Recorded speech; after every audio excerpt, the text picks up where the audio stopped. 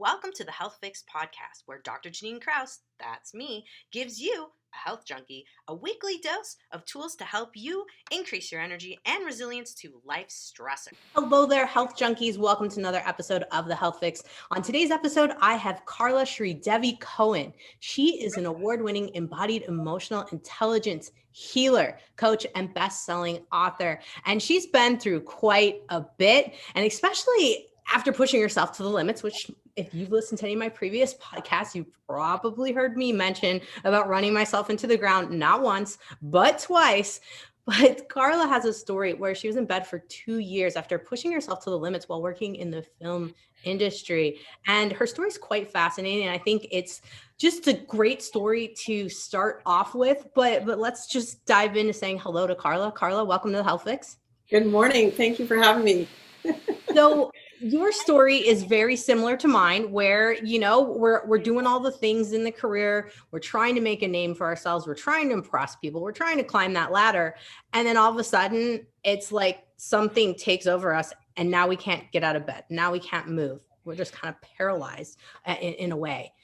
Tell us a little bit about that process, because I think what a lot of women don't realize is like, yeah, things get bad.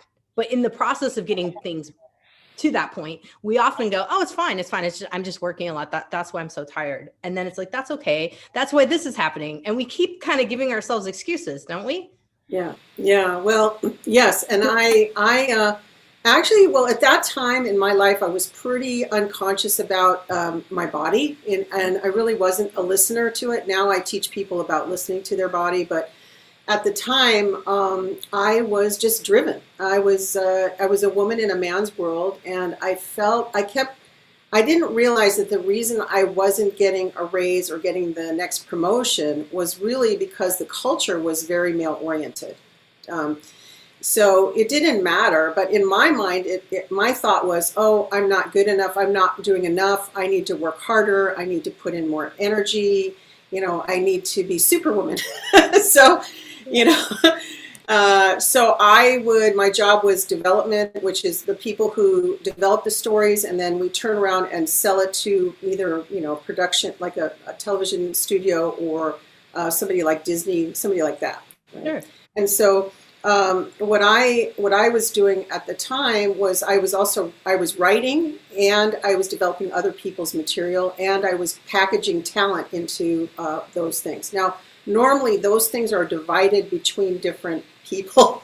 Okay. So I was doing, a job that really should have been taken up by at least 3 people. And the way that I got there was my boss, who brought me into the company, who was a wonderful man with a great sense of humor. He was acerbic, he was a little bit of a dry wit. He knew how to make fun of Hollywood. That's why I loved him, And but the owners of our company were very toxic people. There were drugs going on all the time in our environment. Different aromas wafting down the air, different things going on. And I don't think that they didn't realize that they weren't really thinking clearly. But anyway, they abruptly fired him and expected me to take over his job. So that was how I got my promotion. And so I ended up putting in a 70-hour work week. And my husband and I would go socialize. And I'd be like, oh, honey, you go talk to people. And I'd be like, my head's in the script, while everybody else is having a good time. Man. Oh, yeah. Man. It's no life. But in the moment, we're like, I'm getting places. I'm doing things. Yeah, give me more, So I loved what I did, don't get me wrong, but there's a point where you just have to go, this is just cray, So anyway, and I was using all kinds of stimulants to, keep myself going, some legal, some not legal at the time. And it was very much in our culture, at that time and there still is anyway, a lot of drugs going on within the industry. The drug of choice was cocaine at that time. And so actually in the office I'd been at before that, they used to have the valet would bring it in and put lines out in the morning so that everybody could have a sniff before they went off. It was like instead of a donut or a cup of coffee, it was have a line. Oh, so I was kind of living on those stimulants to keep going. And then, but one day, mine fell on the ground in the bathroom. And I had this moment where I looked down and I went, are you going to seriously thinking about getting down on your knees and sniffing that? Like, are you serious? Like, look at where you're at. You know, the part of me that was like much higher developed, right? And I just went, nah, that was it. So I quit cold turkey. Wow. Which was fine, no problem. It was really just a decision, and I kept going. I just kept going, and I just drank more and more coffee, more and more coffee. So, and that really, there was a point where none of it was working anyway. So that's when I knew I was in trouble. Like I started, part of my job, like, again, I was reading. I had a sofa. It was very nice, luxurious. I would lay back on the sofa. I had my fountain trickling in the background. You could hear the birds outside. And I would just drift off. I'd be reading a script and I start drifting off. And my little cat naps turned into 20, 30, an hour was gone, you know. Getting longer. Yeah, exactly.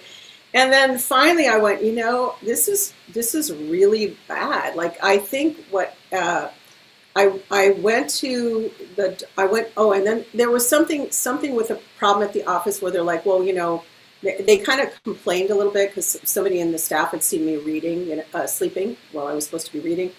And I said, well, you know, I'm doing my best right now. And I know, I think they were going to fire me anyway. But I just realized I can't do this anymore. And I quit. And when I went to the doctors, they were blown away because I had a white blood cell count that was off the charts, you know, which means your body's fighting for those who don't know, my body was trying to fight some kind of infection. And I had a constant fever. And I had been functioning all this time, I don't know how long, with the fever going on. So when they started to test me, they were like, okay, we're going to test this liquid, that orifice, you know, everything you can imagine. And they kept coming up with, we don't actually know what the problem is. Like, they threw out some theories. It was the beginning of people talking about chronic fatigue syndrome, but that's sort of a basket term for we don't know, and we'll put it there, right? Right. So the doctor said, look, you know, I'm really sorry. You could tell he was such a good man. And he's like, I just don't know what to do. I don't know what to do to help you. So, you know, why don't you go home and, you know, I think you might be depressed. Why don't you take these antidepressants? And I went, and just go home and sleep. And, you know, it'll go away. And I was like, wow, I was not depressed until you told me about taking antidepressants. You know, my hope, you know, because I'm a pretty positive person. I went from this really super high, happy, I'm going to fix this, to shit, you know, the doctors can't fix me. For the first time in my life, the doctors can't fix me. And my mom knew what was going on. And my mom couldn't fix me. And she was a pretty good nurse. She'd actually been a nurse during World War II. Wow. So I'm like, this was my come to Jesus moment where I just went, my idea of what reality was suddenly had just collapsed in on me. Mm-hmm. Mm-hmm. No, and that's very, very common. The whole, like, here's an antidepressant and go sleep it off. And then it's like, oh gosh, what do I do? And the concept of a lot of us, you know, anyone I think who was born, I would say from earlier than 1970, like 80s, whatever, there's this concept of we go to the doctor fixes us. There wasn't really this concept of, oh, I can fix myself.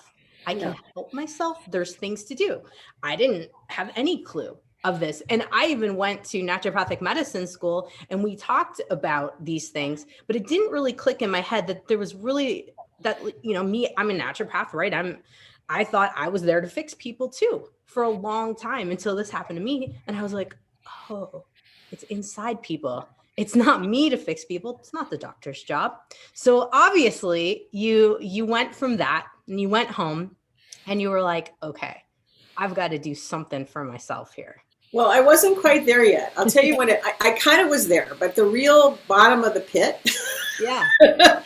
was I went home and I was dutifully like, okay, you know, I'm going to take the antidepressant, you know, even though I felt like I'm not depressed. So I took the antidepressant. I my body, I just went into the bath. I remember I was going to fix my hair. In those days, I used to straighten it. You can see now this is more natural. This is what it really looks like, all curly. So I, I went into the bathroom and I was going to straighten my hair, and I went to put my arms up over my head and I collapsed. Didn't even have the strength to lift my arms. And that's when I remember sitting on the toilet and just weeping, like, this is so bad. Nobody's ever going to be able to fix me. This is, oh my God, this is serious. And in that moment, I'm famous for my decision. So I made a decision, like, I'm going to find a way I'm going to find a way to fix this. I don't know what it's going to be. And we tried everything. We went to, naturopaths. I did acupuncture. I did, I had shots injected of me of all different kinds of things. Some people thought it was Lyme disease. They couldn't find any positive evidence of that. So anyway, so I did all of those things that people normally try to do, when they're still looking for somebody outside to kind of fix it for them. And that's an important point that you and I both really share. And then what the turnaround for me was, I read a bunch of books when I was, in between sleeping under the elm tree during the day and having my mom there take care of me because I really couldn't do anything.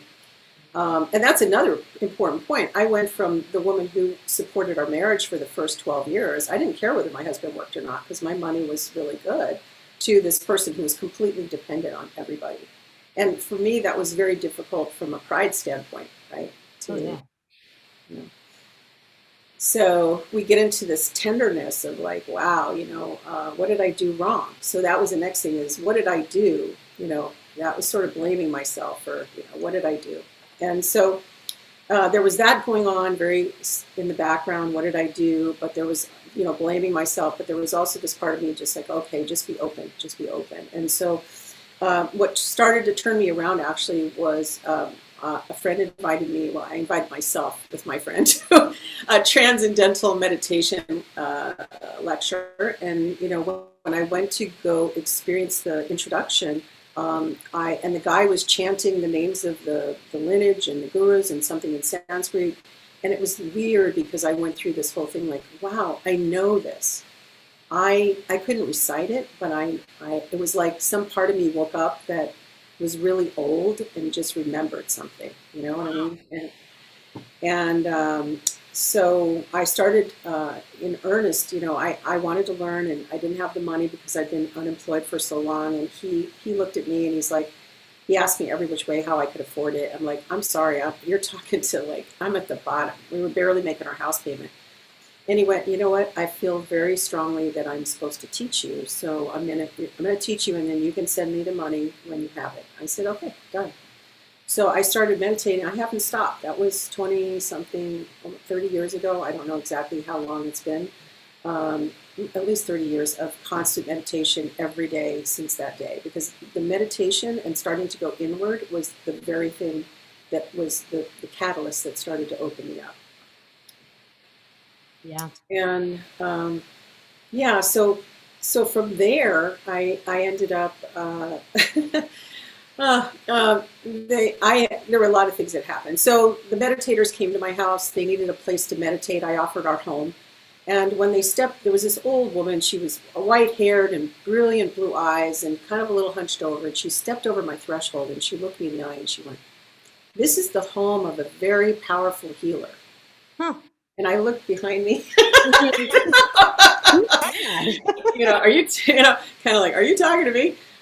So, I was complete. I didn't know what she meant, and I really didn't know how to process that. So I just smiled and welcomed them into my home, right?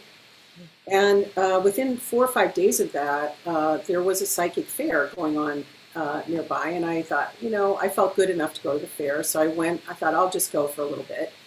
And there was a woman who did a tarot reading on me, and she started reading the cards, and she said, "Oh my God, you've been really sick, and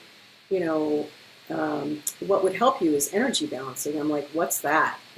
And she said, "Well, I can't explain it." I said, "How much is it?" She goes, $50. I'm like, "Oh God, here we go." So I can't do that, I can't. So I went home, whatever. Later that night, I got a check for $50. Wow. I went, Hello. So I think, do you think, maybe the universe was trying to tell me something? So, Little hint there, just a little one. so anyway, I went to her, and we were started to do the first. She had a like massage table set up. She had incense wafting through the air. It was very tranquil, and candles were lit, and there were crystals everywhere. And I was like, okay, she goes, just lay down on the table. I'm like, okay. So I lay down on the table. She starts to put her hands on me, and she jumps back, and she goes, get off my table. And I'm like, oh my God, now what did I do? And it kind of freaked me out. And she says, look, you're a very gifted psychic and healer, and part of the problem is you have not you don't know how to manage your own energy and power. And so some of this issue you've been dealing with is you've been just like a sponge, for what's going on around you. And so the way we're going to fix that is you're going to work on me. I never let anybody work on me, but you're going to work on me, and you'll be my apprentice, and you'll keep paying me. Oh, sure. Right? Free care for you. Okay. All right. So I started working on her, and then pretty soon she was asking me to read her patients that were not in the room. People I didn't even know that she would tell me their name. That was it, and I was supposed to dial into them because she wanted to prove to me, and also test what I could do. So, kind of kick the tires. So, I was giving her. I would see things on people, and I would tell her what I picked up, and she would validate it. And sometimes, what was difficult for me at that time was, again, not being in contact very much with myself emotionally, physically, having to say some of the very personal things that I was coming across on people would freak me out. I mean, I just would break down in tears and start to cry, and felt like I was doing something wrong. There was just all this, stuff that came up.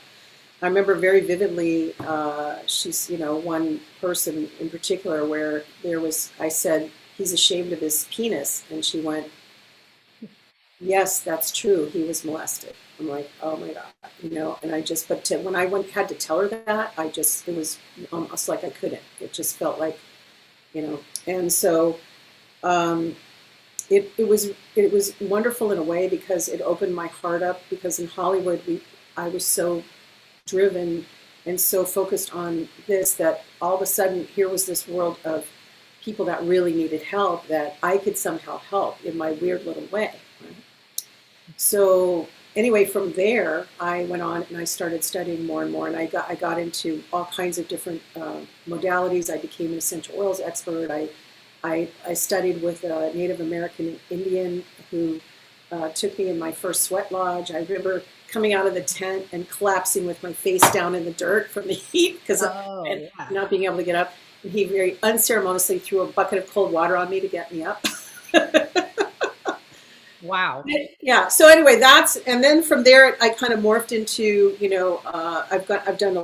I have over 20 different certifications, but I really, where I went is for a while I was reading for people and I was doing all this other stuff. And then I realized what the real thing was is I needed to be able to help them to help themselves. That the real thing wasn't about me reading them. It wasn't really about me even, trying to fix it. Although I still work on healing people. I still lay my hands on people and I do healing over Zoom.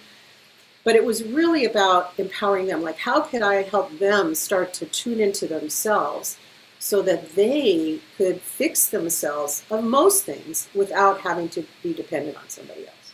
Yeah. Yeah.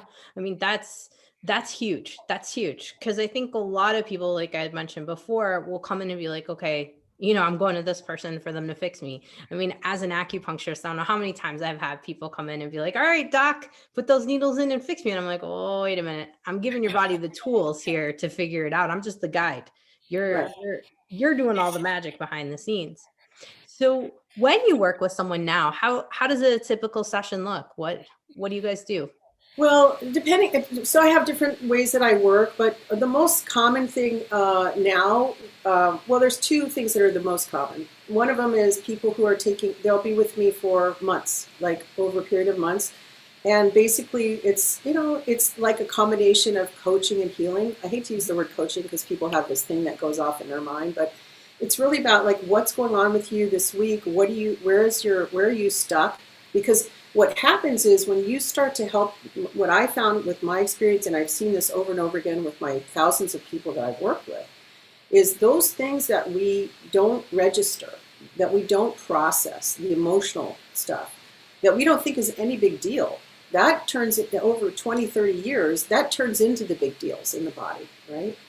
So what I do is week by week, helping them move through that, helping them, giving them the tools to start to tune in, giving them the third, because you can do this on your own, right? You can't, but it's really hard. It's really hard to climb Mount Kailash, which I did, by the way, without a Sherpa guiding you up the mountain, right? Because the Sherpa is going to say, you need to rest here. Don't drink water here. You'll get sick from the altitude here. You know what I mean? So what I do is I work with people in a very comprehensive fashion. I'm looking sometimes at what's going on emotionally that's toxic to them, what's going on environmentally. People are being, not just their emotional environment, but that's a huge part of it, but physically in terms of what are you piping into your house? Are you using, for example, plug-in air fresheners that are very toxic for your body, And we literally, depending on the person, we might get into all of those different pieces. Nutrition. I'm not a nutritionist. I just want to say I've self-studied, you know what I mean? And I'm not here to whatever, but there are basic things that are just, we all know, like, okay, let's talk about sugar. You know what I mean?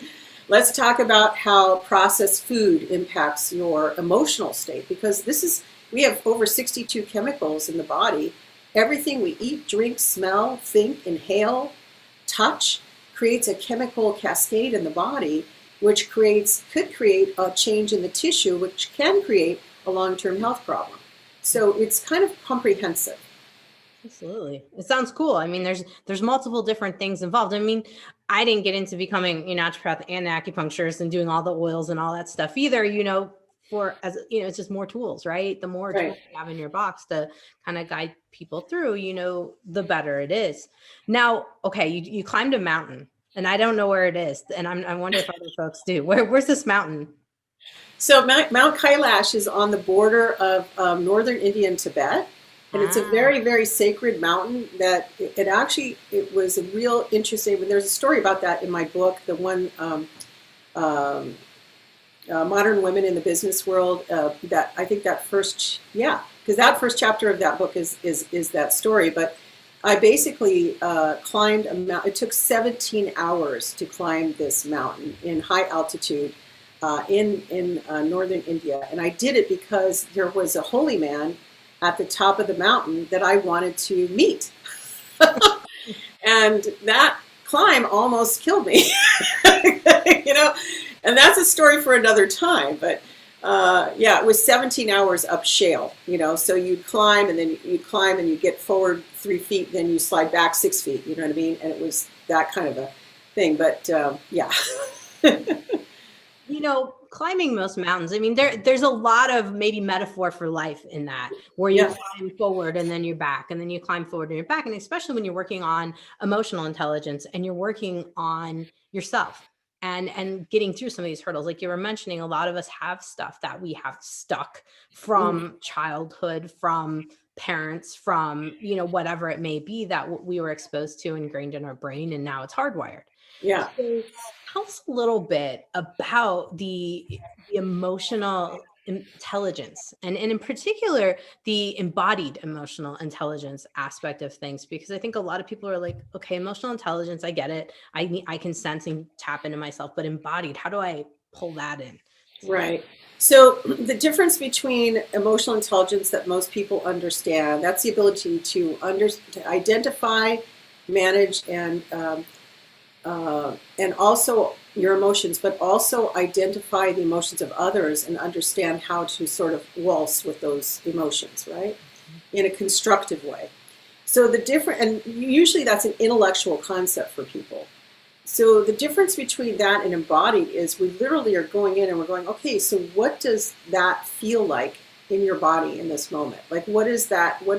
what is the composition of when you say you feel afraid or you feel angry or you're nervous or you're procrastinating? There's a chemistry, there's a physiology that goes along with that. So can you, if you can relate to that, like I can't identify every single nerve in my body and what it's doing, but I can do a lot of them. You know what I mean? I can tell you, when I walk in onto like for example, when I walked into the property that we're renting this house right now, right? And I walked onto the lawn, and I felt there was a physiological change in my body that let me know this was where I was supposed to be moving into, right? So when you get to that point where you can start to identify on that level, or you walk into a room and you go, okay, I'm having a response that's not a good one necessarily to that person over there. First of all, where is that and why? You know what I mean?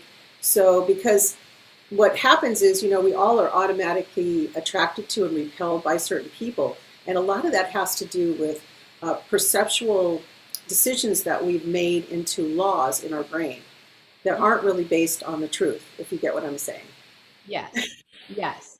Yes. Based on, I mean, a lot of the things we do are based on just primal responses. Maybe Right. someone reminds us of someone.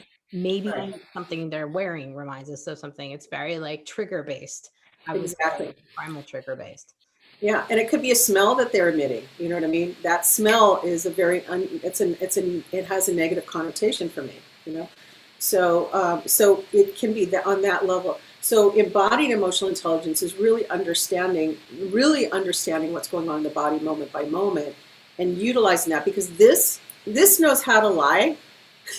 This doesn't know how to lie. The body doesn't know how to lie, and so my work is based on that premise. And so if we looked at it back to the terms of chronic fatigue or someone being fatigued, obviously the brain can be like, I could keep going, I can keep going. The body's like, no, you can't. I'm going to halt this. And yes, we can get in the cellular aspect of it, but really halting of the body in terms of things is a message in and of itself. Correct. Not? Correct. Yeah. And had I known then, of course, it's I'm so much wiser now, and I'm sure you are too, Janine. I mean, it's crazy. So there were plenty of signs. What happened, just like with every illness that anybody has. I like to say to people, look, let's do it before you can even hear the train whistling down the track. But most people wait till the train is already ready to collide into them before they decide to do something. I have a couple local clients. One guy in particular I'm thinking about, love him.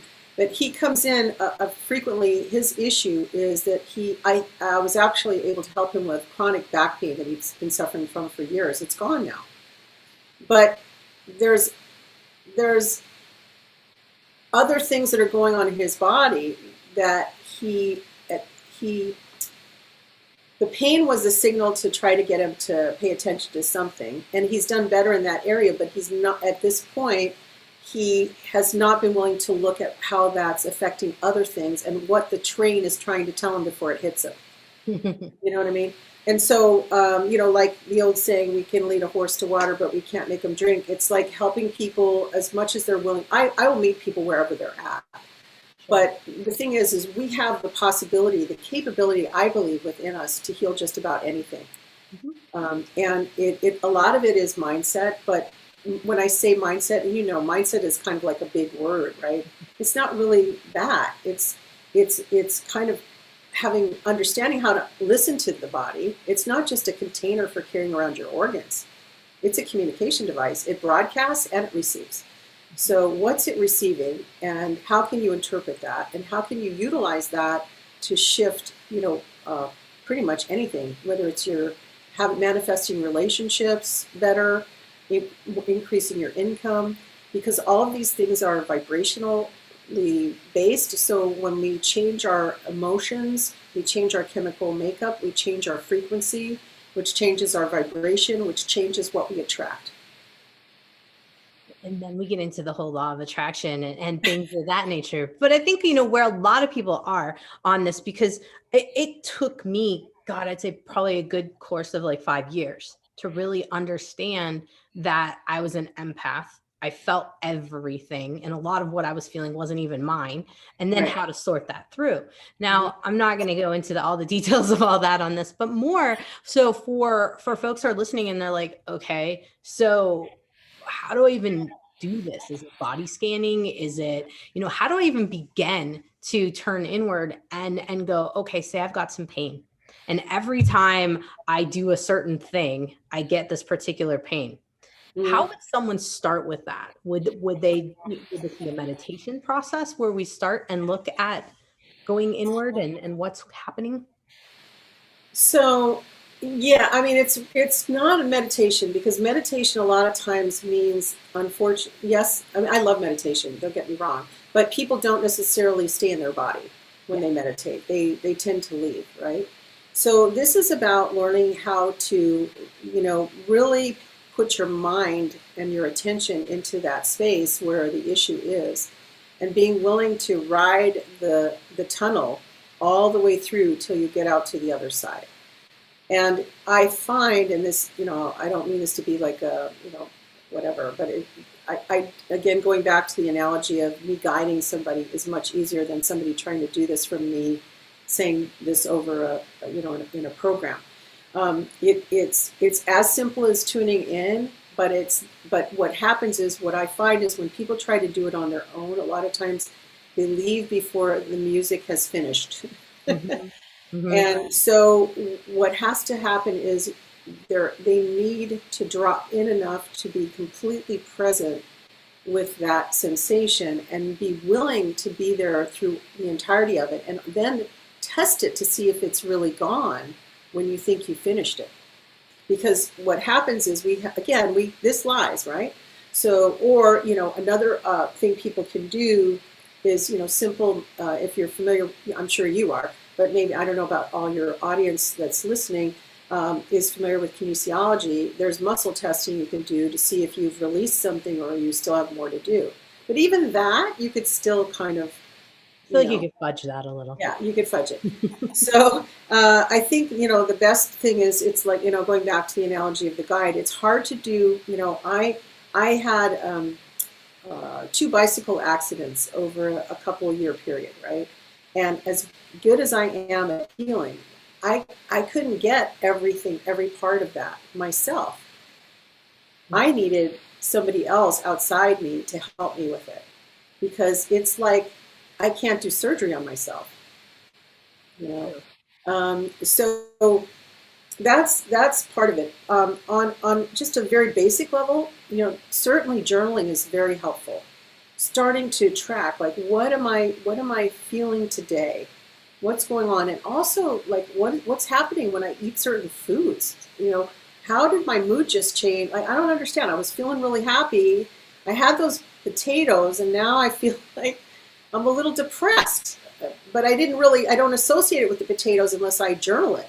That I know, gosh, every time I ate potato, I love potatoes, but I'm just saying, I'm not trying to pick on potatoes, but just say that, for somebody who eats gluten, right? Every time they eat gluten, that people who are gluten sensitive, right? There's certain emotional changes that take place with the glutens, right? I've completely eliminated glutens out of my diet for that reason. So journaling, keeping it not just on what you're feeling when you get up, but what's going on throughout the day, maybe tracking what you're eating.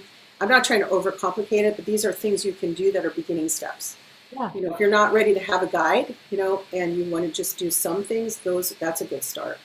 I think that's perfect. That's perfect. That's some of the ones I love as well, especially the food, because I know for a lot of folks, like you're saying, like, oh, I eat, potatoes or whatever it may be. I mean, I've had this happen to myself. There's certain foods I eat and I get angry. It's so weird. And I'm just like 0 to like B word in like 2 seconds. And I'm like, wow, like, okay, that food and I do not like each other. And then I'm going to go on full, claws out mode. So, these things, for those of you who are listening, you might think, okay, this is really strange. And I'm here to tell you it's a real thing, and paying more attention, you'll notice how certain things make you feel, smells, environments, and looking at triggers. I'm guessing that, Carla, you do a lot of recommendation to watch triggers. What triggers you? What gets you set off?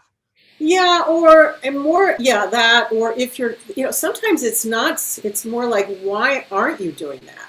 Do you know what I mean? Like for me, one of the things that I guide myself through, I do all the techniques on myself. I don't just I practice what I preach is what I'm trying to say. So, for example, I have this assignment I gave to myself about something I needed to complete for my business. And what's interesting is for 3 weeks, I would not sit down and do it. Now, it's a writing assignment, and I like to write, but for whatever reason, I could not get myself to move into doing it. Now, it can be that that was out of flow for me right now. Maybe it's just not the right time. But why not investigate whether there's something else deeper going on that's causing me to procrastinate on this particular issue? So when I decided to do my own process on myself, what I found was I did have some baggage sitting there in my body that was, holding me back. And I made peace with that. But what happened was, it's very funny, still didn't write that, but I ended up writing an article for a magazine that I owe an article to. So I was like, okay, something unblocked here. And the thing is if you can unwind one thing that's like a thought that you recirculate over and over again, because we have 85,000 thoughts, I think it is a day. We make 30,000 decisions in a day. So we're 30,000 times we're deciding whether we want to avoid pain and go towards more pleasure. That's essentially what we're doing all day long, right? So if you have something that's stopping you from moving forward, that's a good place to start. Like, why won't you? When people do, here, we're coming towards the end of the year, New Year's resolutions. How many people, they're so resolved, at January 1 to do something, and then by 2 weeks, usually it's even 3 weeks later, right? Nothing. Got it. Yeah. So what's causing that, right? There's a disconnect between what's going on in the mind and what's happening in the emotional part of us in the body. So now it's like, okay, I need to get acquainted with the part of me that's choosing not to move forward and really be curious about, and that's another thing, is being curious, right? That's a very important piece. Why, and rather than judging, because we all go into judgment, forget judgment. That doesn't serve you. What serves you is curiosity. So every time you want to judge yourself, and that's for everybody, if you want to judge yourself, and then stop judging yourself for judging yourself, you know what I mean? And then try to, if you catch yourself judging yourself, go into curiosity and go, isn't that interesting? Why is that happening? So if you can get curious, then you can start to also shift things. Because like, okay, well, that's interesting. Why am I not moving forward? Why don't I really want to move? I thought I wanted to lose weight January 1st, right? Why am I not losing? Why am I not doing that? Why am I not going to the gym? It's been 2 weeks now. I went to the gym every day for 2 weeks now. I stopped going. What's that about? I mean, I think that's huge. Asking yourself the questions. It's so crucial to keep asking. And I know a lot of people will be like, well, I asked myself the questions and I didn't get any information. And it's like, okay, I've had to ask myself about, like, let's go back to anger for a minute, because clearly I have anger issues. Some happened in childhood to give me some anger issues, but and no joking aside, that is for real. But I had to ask myself over and over and over again for months till I would get to the bottom of it. And I think this is where a guide is really helpful, because a lot of times you're like, oh my gosh, I just can't get to that answer. Like, oh, forget this crap. It doesn't work. Yeah. Well, and that's the thing, is I have multiple techniques. So I will, depending upon, this is the benefit of so many years in the healing arts now. I still love Hollywood, and sometimes I miss, working on scripts and all of that. But, it's beautiful because I'm now on my purpose. I feel like I'm here to serve people and help them through these places. And really, it is really hard to do this on your own, I find. And so when you have somebody where I can pull out, I can go, okay, well, you know what? We're going to try something that shifts your emotional code. We're going to do this. Okay, that was great, and it dealt with this. but really what's going on with you right now needs what's called my peace process. So I need to work with you on that. And if you have like anger that's a trigger, or you know that you have certain emotions, we can actually even I can go down to the exact, identify and release the exact trapped emotion that's causing that issue in somebody's body for them if they can't get in touch with it on their own. Right? Wow. And depending upon, and I have people come to me just for that. Like, I just want this, you know what I mean? But honestly, the best work is to stay with me for a period of time. So because what we're doing is we're changing the neural pathways and retraining the brain on, we've all seen the research about how many days it takes to really implement a change. I always thought it was 21 days. It's something like 60 something or 90 now. They've changed it, right? We've become more inundated. We have to take more time. Yeah, and let's look at how the world has changed. Look, we are constantly. I know that I can't keep up on the emails that I get. I don't know all the news. I can't keep up with all the things that I have on my desk that I've given myself to do as an entrepreneur. And so our input is constant, right? Constant texts and, so when all this stuff is coming in from the outside, it makes it more challenging for people to take the time to tune in because they're so used to everything literally we're trained from birth to get everything from the outside, everything. And so that's what's really different about the way that you approach or the way that I approach is, look, I'm gonna take you in. We're not gonna go out. Because eventually I'm gonna get you so powerful and strong that you're gonna be like, I got this. And that's the beauty of it. That's the beauty of it, knowing what tools are going to work when and what ones to employ. Just like how you were saying, I'm going to use the peace tool here, this one there. And then, having a guide, folks, this is where you learn the tools so that you can implement these tools based on whatever you become exposed to. Right. Now, are you seeing people in person in addition to working virtually? I'm taking a few. I have a few. They're usually people that have already been clients or people that I know. But yes, I am. I do, most of the stuff now, I'd say about 90% of what I'm doing is virtual with people because I can literally do, the ultra high frequency energy healing across, it doesn't matter if you're in Europe, or whatever. Where it gets a little frustrating for me is, for example, I have one client that I've been working with who was in an auto accident, and I know I need to get my hands on her. We've done a lot, and she's doing much, much better. But if I could just have that extra, she's not in this state. We're not anywhere near each other. She's threatening to come fly in and do a series with me.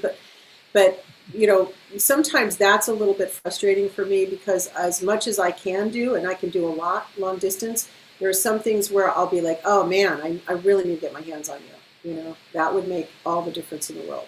So yeah, and when I do my work, it's very interesting because it's like I'm having a conversation with the tissue. I literally do have a conversation with the tissue. So my hands are listening, and it's a very non-invasive touch. And the tissue actually will dialogue. It will let you know where it's angry. It will let you know where people are holding on to stubbornness or whatever. All of that is accessible to me by the way that I work. That's cool. That's cool. Yeah, I think for a lot of folks, that's how I get too. Sometimes I'm like, okay, it's great. And I've been doing a lot of virtual lately, but yeah, I'm like, I really need to do needles on you, or I really want to do, tuning forks or whatever it may be. And so I can totally resonate with that. And so folks, when you're working with someone and you hear them say that, it really is us kind of knowing that we just need to do a little bit more. Yeah. And that's huge. That's huge. So Carla, folks can get a hold of you in a couple different ways, but in particular, we are wanting to get them to learn about some possibilities with you. And so kind of opening up a call, and that's bookwithcarla.com, right? Yes. Yeah, just book with Carla with a C, carla.com. That's the best way because there's some times available, and we have a chance to have a conversation, and you actually get to feel a little bit about a little teeny taste of how I work. So perfect. Yeah, I think that's good for folks to kind of understand how the different practitioners, let's put it that way, work on the internal healing, if you will. And that's why I do have different folks on, because I want folks to see all the different aspects of how you can address what's going on and help you to heal yourself. Now, in terms of things, you had mentioned your book. Tell us a little bit about that so folks can still have access to that. Oh, okay. Well, that one's for sale up on Amazon, and it's I'm trying to think. It's a collaborative book. So there were, I think, a dozen of us that female entrepreneurs from all over the world, and we collaborated. So everybody did a chapter. I'm the first chapter, so you don't have to read the rest if you don't want to. You can buy the book and just read. But I recommend you do, because there's some really good knowledge in there from the women there. So it's called Modern Women in the Business World: Your Path to a Better Life. And it's really a great book. Actually, I feel honored. And we went we went number one twice. So number one on Amazon and also in Germany as a bestseller. So that was pretty exciting. Cool. That's cool. And your website, womenshealthrevolution.com. Yeah. That's your main site. Yeah. Yeah, womenshealthrevolution.com is the main site. It is in the process of migrating from one platform to another. So if you can't go there and take a look, there's a lot of client testimonials. There's a video with me on there talking a little bit. So it's actually, we've done a lot to put that site together. But if there's any problems with it for whatever reason, again, best thing is bookwithcarla.com. And we'll get you set up with a complimentary limitless possibilities session, so you can actually see what your possibilities are, because you truly are limitless, whether you realize it or not. I think for a lot of people, it's believing that, really truly believing that, because I think we've been, sadly as women in particular, we've been beat down in life quite a bit, and social pressures, things of that nature too. But I think we do a lot to ourselves. And knowing and believing that we have limitless potential is probably paramount, that I've found to folks getting success and getting what they want in life. Yeah, well, and it's all it takes is, it's interesting. There's a woman one of my clients right now, who she's amazing. And I helped her she was having some problems at work, and she was down, and so we talked about it, and I led her through a process around her relationship with one of her bosses, actually. And you could see the light bulb go off, and then at the end of the session, she's like, oh my God, all the places that this thought has been controlling my life that she didn't need anymore, this emotion and the emotion behind it. So she was really excited to go forward, and it's exciting for me, because if you can unravel one thought, just even one, right, and get the emotion behind it for real, like everything around it in your body, that probably it affects at least another 10,000 thoughts that you're holding on to. So we don't even know what the implications are of each one that we clear. And so, but what I saw on her was moving into that place of, wow, I've got the power. It's like really knowing it and owning it and having a very visceral experience for herself. And that gets me excited. Oh my gosh. Yeah. No, it's beautiful when you can see that, when that light bulb goes off. Now, that being said, you and I were talking about your necklace before we jumped on the call here. And I would love for folks to hear what that necklace says on it, because I think that's a great way to sum up this whole interview. Yeah, well, it says, one woman can do anything. Many women can change everything. It's beautiful, because ladies, if you're listening to this and you're wondering about your limitless potential, and you're feeling like, okay, obviously if you're listening to this, you're like, I need something, I need to do something. And the fact that you have it all inside of you, and ladies can be stronger working together and lifting each other up. That's what I'm all about. So I just love that necklace, and I need to find one. Well, I got it in Big Sur. Okay. Well, guys, California. I'll make it. There you go. California then to get that necklace. But no, thank you so much, Carla, for coming on, sharing all about your story, but also giving ladies a sense of what potential and possibilities they have to open up for getting the life of their dreams. Thank you for having me. It's been a privilege, and I really enjoyed the experience. Thank you so much. Welcome. Hey, Health Junkie, do you want to take the conversation to the next level based off of the Health Fix podcast? Well, you're in luck. Head over to the Facebook group for this podcast called Find Your Health Fix. There you'll find me answering questions, but also dropping in all kinds of tidbits and keeping the conversation going all about health. And you'll never know what you might learn and what might open up a door to a new you.